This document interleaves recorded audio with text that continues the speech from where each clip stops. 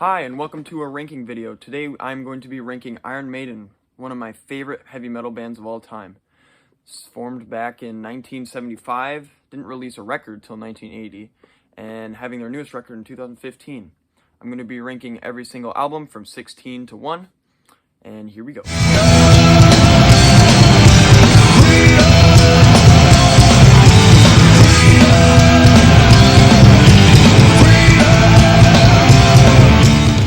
At number 16, I'm going to go with Virtual XI, made in 1998. This is the last record with Blaze Bayley, and the record just before Bruce and Adrian come back. Now, some things about this album that I hate are The Angel and the Gambler, and that's about it. There are not negatives on this one. I mean, The Klansman is a masterpiece, let's be honest, and it's not a terrible album, it's just my least favorite out of all of them. But yeah, number 16, Virtual XI. Have you seen what they said on the news today? Have you seen what they said about us all? Coming in at number 15, I'm going to go with The Final Frontier, came in 2010. Now, with this one, it kind of didn't sound like what they usually sound like. This was kind of different, and the only highlights I can think of is the title track, The Talesman, Where the Wild Wind Blows, and Coming Home. Besides that, this album felt a little bit lazy, it wasn't as strong as any of their other records that I know of. So this is, in my opinion, the weakest Bruce Dickinson album. Number 15, The Final Frontier.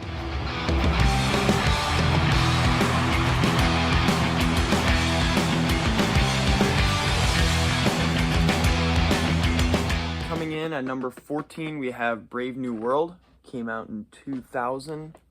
Now, this album I think is great. It's really good. It has really great songs. You got The Wicker Man, the title track, Blood Brothers, Dream of Mirrors. Pretty much all these albums I do enjoy. And the reason it's not higher on my list is because they're stronger albums. But yeah, great album, Brave New World, number 14.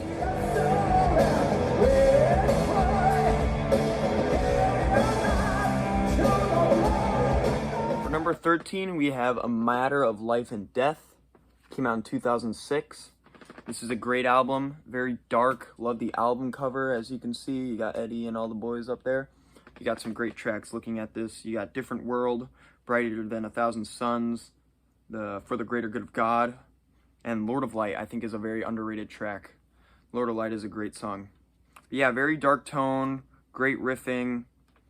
Yeah, number 13, Matter of Life and Death.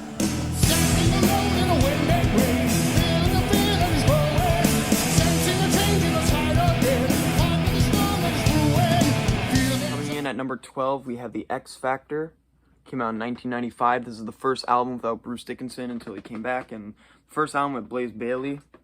Now, a lot of people tend to hate on all the Blaze Bayley albums. I actually love this album a lot. It has a lot of great stuff on here. The Sign of the Cross, Lord of the Flies, Man on Edge, Look for the Truth. A lot of underrated deep cuts on here. A lot of people hate it because it sounded so dark. People thought that Iron Maiden was done for, but no, I think this album's great, and for the tone, it's very different, which I enjoy. But yeah, number 12, The X Factor.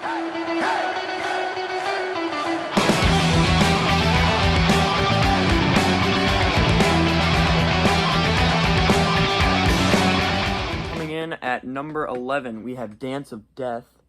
Terrible album cover. As you can see, probably one of the worst in metal, but the album is actually amazing.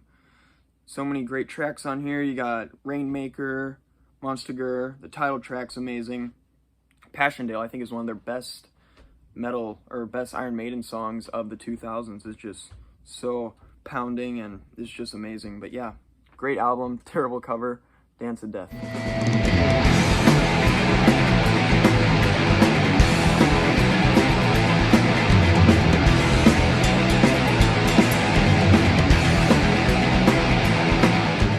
Number 10 is The Book of Souls. This album came out in 2015. It is their newest record. And a lot of people think this is Bruce's weakest album. I have to disagree. I actually love this album. I love the art that's in it.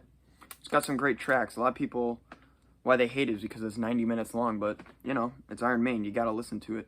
Got some great songs on here. If Eternity Should Fail, The Great Unknown.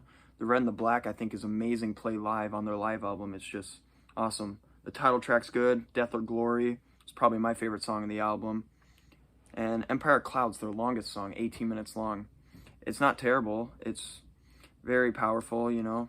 It's got strong riffs in it. But yeah, number 10, The Book of Souls.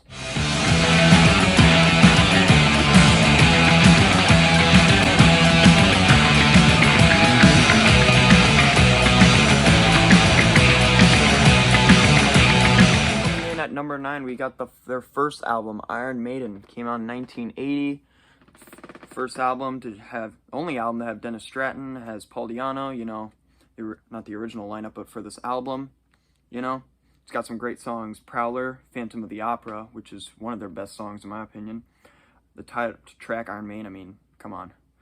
Transylvania is a great instrumental. Yeah, every song on here is great. A lot of energy. Love it so much. Iron Maiden, 1980.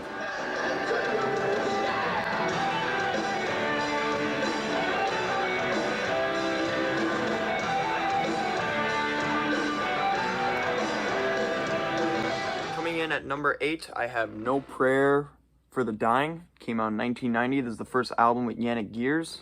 He replaced Adrian Smith until he came back in 2000 or 1999, whatever. And I think this album is very underrated. I think it's one of the most underrated albums. It's got some great tracks on it. He's got the Tail Gunner, the title track, Public Enemy #1, Run Silent, Run Deep, The Assassin, Hooks in You. It's all great. They came back to bring more of a classic sound. You know, they were getting all crazy with the prog rock and the synthesizers, but they came back to their roots in this one. I think this is a great album. Number 8. No Prayer for the Dying.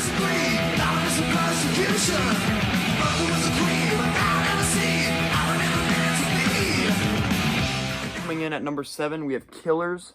Came out in 1981. This is the first album with Adrian Smith and the last with Paul Di'Anno on vocals. This is a great album. It obviously has a lot of punk influence, which some people don't like, but I think it just sounds killer. I mean, Killers. I mean, you got some great tracks. You got classics like Wrathchild and the title track, but my personal favorites are Murders in the Rue Morgue, Purgatory, and Another Life. But yeah, this album's great. It kicks, and it's killer.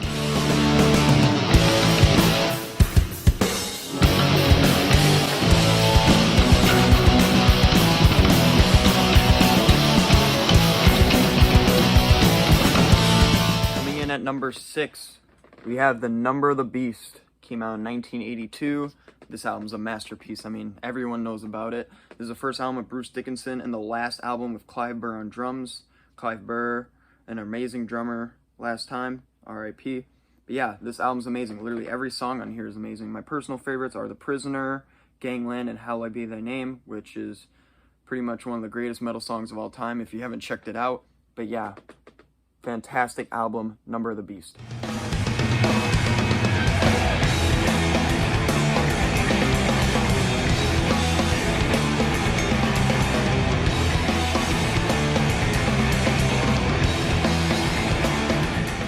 For our top 5, I'm gonna go with number 5, Peace of Mind. Came out in 1983. This is the first album with Nico McBride on the drums. Fantastic album. A lot of people think that side 2 is kind of not as good, but I think it's great, you know. You got some great tracks on here, Where Eagles Dare, Revelations, The Trooper, which is one of the most known songs, Still Life, The Tame of Land has a killer bass line, To Die With Your Boots On. Everything on this album's great. I love it. 1983, masterpiece.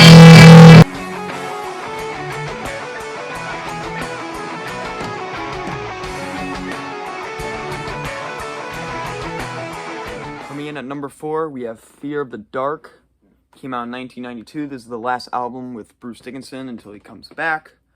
This album is amazing. I love this album so much. A lot of people only know it for the title track, Fear the Dark, which is one of their most well-known songs, but it's got a lot of great cuts on here. Afraid to Shoot Strangers, The Fugitive, Judas Be My Guide has one of my favorite guitar riffs of all time, Be Quick or Be Dead, Childhood's End is a great song, Wasting Love. Yeah, a lot of great tracks on here. Love the mood of it. 1992. Number 4, Fear the Dark.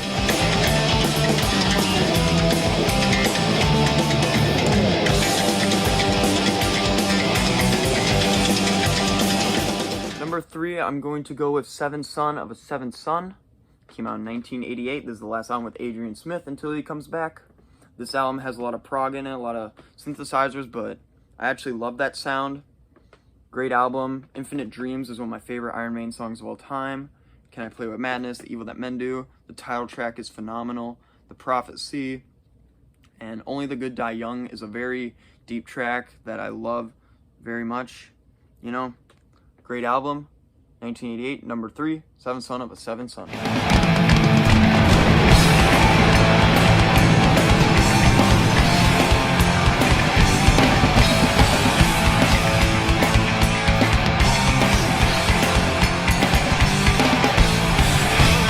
For number 2, I have Power Slave. In my opinion, came out in 1984. This record, I mean, I love this record. This album is incredible. You got Aces High, 2 Minutes to Midnight, some of their most well-known songs. My personal favorites are the last 3 tracks, actually. Back in the Village, Power Slave, the title track is one of my favorites, and Rhyme of the Ancient Mariner. One of the greatest metal songs of all time, in my opinion. This album is phenomenal. Number 2, Power Slave.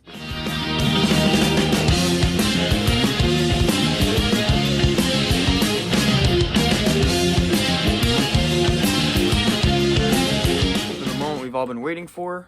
My number 1 pick is Somewhere in Time. I cannot stop listening to this album. This album is phenomenal. It came out in 1986 after their live album. I mean, every song on here could be a greatest hits. The title track is amazing. Caught Somewhere in Time. Wasted Years, one of their most well-known songs. Heaven Can Wait. The Loneliness of a Long Distance Runner and Deja Vu are some of their most underrated tracks. I love Deja Vu. And Alexander the Great, a song they've actually never played live, which hopefully they will do. But yeah, everything about this album is perfect. The album cover is amazing. But yeah, number 1, Iron Maiden, Somewhere in Time. Thank you for watching. And yeah, don't hate. It's my opinion. Peace.